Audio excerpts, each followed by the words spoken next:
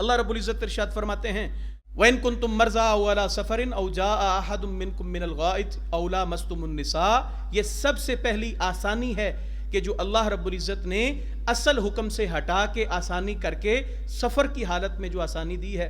اللہ کہتے ہیں تم میں سے اگر کوئی مریض ہو، حالت مرض میں ہو، تو اس کے لیے پانی کا استعمال کرنا ممکن نہ ہو، یا وہ سفر کی حالت میں ہو. او جاء احد منکم من الغائط، یا تم میں سے کوئی شخص قضائے حاجت کر کے اپنی حاجت ضروریہ کو پورا کر کے آئے. او لامستم النساء فلم تجدوا ماء فتیمموا صعیدا، یا تم عورتوں سے مباشرت کرو تو مباشرت کے بعد تم اگر پانی نہ پاؤ تو تمہارے لیے پاک صاف پاکیزہ مٹی ہے، اس کے ساتھ تم تیمم کر لیا کرو.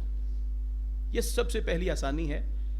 کب؟ جب انسان مریض ہو، جب سفر کی حالت میں ہو، یا اسے پانی کا ملنا ناممکن ہو. صحیح بخاری میں امام بخاری رحمۃ اللہ علیہ حدیث لے کے آئے ہیں سیدنا عمرو بن العاص رضی اللہ تعالیٰ عنہ سے. حالت جنابت میں ہیں، غسل کی ضرورت ہے، غسل کی حاجت ہے، لیکن بیماری کی حالت میں تھے.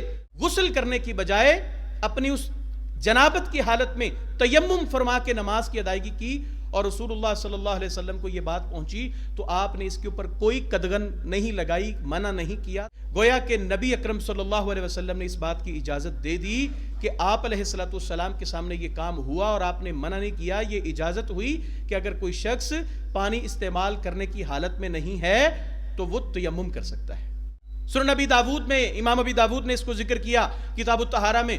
نبی اکرم صلی اللہ علیہ وسلم نے دو صحابہ کرام کو، اور جو ان دونوں میں سے جس نے یہ حکم دیا غالباً وہ سیدنا عمار بن یاسر ہے رضی اللہ تعالیٰ عنہ، جنگ کی حالت میں کسی پہاڑی علاقے میں تھے.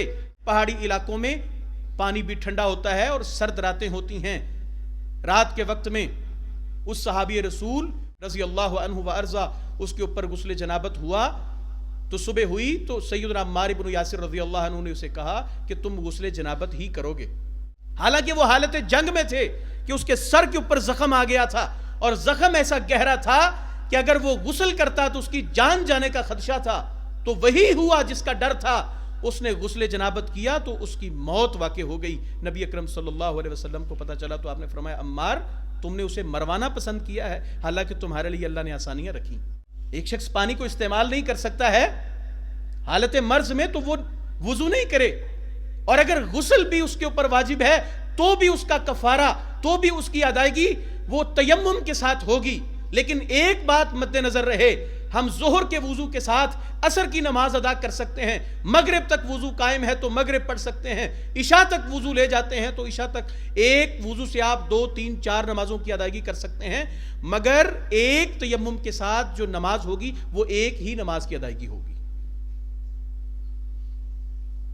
پہلی بات یہ ہے اللہ تعالیٰ نے سفر کی حالت میں، اسی طرح مرض کی حالت میں آپ سے وضو کرنے کی جو شرط ہے بنیادی نماز کے لیے طہارت صغرا، اس شرط کو اٹھا دیا ہے. کسی کو وضو درکار ہے تو بھی وہ مٹی سے تیمم کر سکتا ہے، اور اگر کسی کو وضو اور غسل دونوں کی حاجت ہے تو اس کی طرف سے بھی یہ کافی شافی ہو سکتا ہے کہ وہ صرف تیمم کر لے. اور تیمم کرنے کا طریقہ کیا ہے؟ نبی اکرم صلی اللہ علیہ وسلم سے ہمیں جو طریقہ ملتا ہے وہ یہ ہے، آپ علیہ السلام نے اپنے دونوں ہاتھوں کو پاکیزہ مٹی کے اوپر یوں دے مارا، اور ان کے اندر پھر ان کو جھاڑتے ہوئے اس طرح پھونک کر اپنے دونوں ہاتھوں کو اپنے چہرے کے اوپر مس کیا، اور دایاں بائیں پہ اور بایاں دائیں پہ، تو یہ آپ کا تیمم ہو گیا. الٹے ہاتھ پہ، دائیں ہاتھ کے سیدھے ہاتھ کو الٹے ہاتھ کے اوپر پھیرنا ہے اور بائیں کو سیدھے ہاتھ کے اوپر، یہ تیمم ہوا. اور یہ وضو سے بھی کفایت کر گیا اور غسل جنابت سے بھی کفایت کر گیا. بس شرط یہ ہے کہ وہ شخص معذور ہو، یعنی بیمار ہے اس حالت میں، یا اس کے پاس پانی نہیں ہے تو اس حالت میں، یا پھر وہ سفر میں ہے تو پھر اس حالت میں. ما یرید اللہ لیجعل علیکم من حرج، اللہ تمہارے اوپر تم پر کوئی تنگی نہیں چاہتا، اللہ تو تمہارے ساتھ آسانی کا معاملہ کرنا چاہتا ہے. وَلَكِنْ يُرِيدُ لِيُطَهِّرَكُمْ وَلِيُتِمَّ نِعْمَتَهُ عَلَيْكُمْ لَعَلَّكُمْ تَشْكُرُونَ.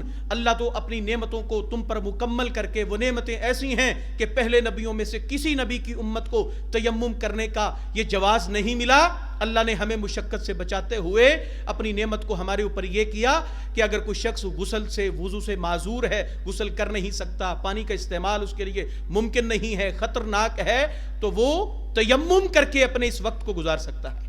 لیکن جیسے ہی وہ نارمل حالت میں آئے گا تو پھر یہ سارے حکم اس کے اصل احکام کی طرف، وضو کی طرف اور غسل کی طرف لوٹ جائیں گے۔